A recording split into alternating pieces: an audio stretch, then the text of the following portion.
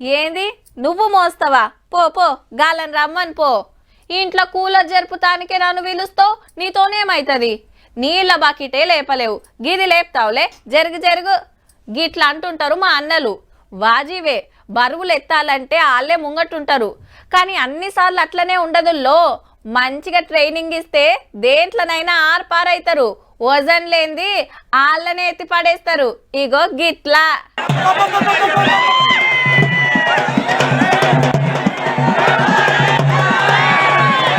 అది లెక్క Dangal 2 number cinema చూసినట్టే ఉన్నదిలే. పట్టు పట్టిందంటే ఇడిచేదే లేదు మళ్ళా. అగా చూడండి కాలు పట్టి ఎట్లా గింగిరాలు తిప్పుతున్నదో. నిజామాబాద్ జిల్లా బోర్గంలా పండుగ కుస్తీ పోటీలు పెడితే ఢిల్లీకి వెళ్ళి వచ్చిన గీ అక్క మన పైల్వాన్లకు సుక్కలు చూపించింది.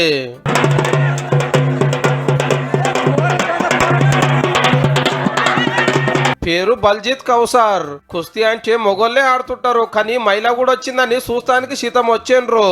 మహారాష్ట్రకి వెళ్ళి మల్ల యోధులు వస్తే వాళ్ళని కూడా అల్కగా పల్టీలు కొట్టించింది. పోటీలకు గెలిచి 5,000 పైకం పట్టుకపోయింది.